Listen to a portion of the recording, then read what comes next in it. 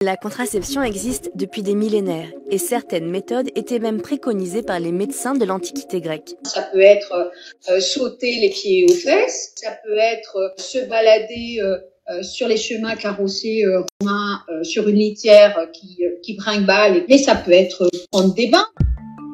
À l'époque, la femme se doit de procréer, mais la contraception n'est pas un tabou. Le refus d'enfants, quelles que soient les formes, est commun dans l'Antiquité et pratiqué. On n'est pas dans quelque chose de l'ordre de l'exceptionnel. Il y a plusieurs types de formes de refus d'enfants et la contraception en est un. Outre l'abstinence, la méthode la plus simple est celle du retrait.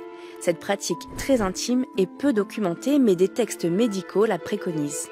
Au point culminant du rapport où l'homme est sur le point d'émettre la semence, la femme doit bloquer sa respiration et se retirer légèrement.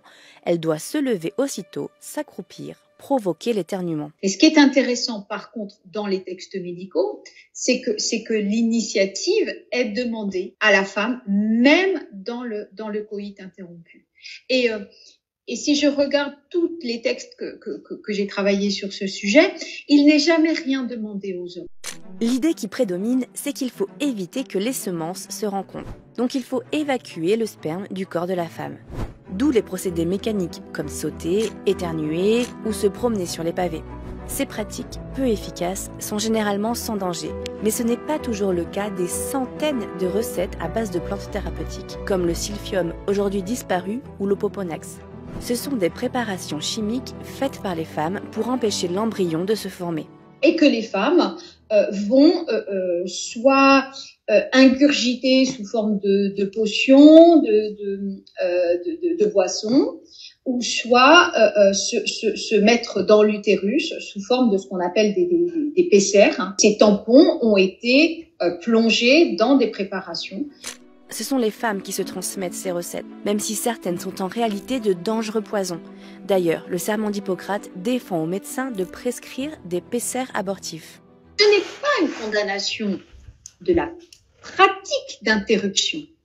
C'est une restriction médicale d'un type de préparation abortive, qui sont les PCR.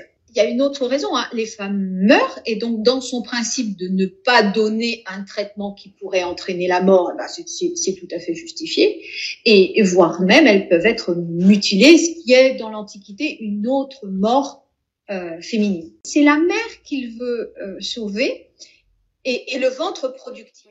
À l'époque, il n'y a pas vraiment de différence entre contraception et avortement, et celui-ci est aussi pratiqué par les femmes entre elles, et avec des conséquences dramatiques. Ça peut être aussi des pratiques mécaniques fortement invasives, qui sont la tige de chou, qui est finalement l'ancêtre de l'aiguille à tricoter, qui va déloger ce qu'on n'appelle pas forcément un fœtus évidemment, mais qui est le mélange de ces deux semences. Ce type d'interruption de grossesse est déconseillé par le corps médical, non pas pour préserver l'embryon, mais parce que cette pratique peut être mortelle pour la femme ou la rendre stérile.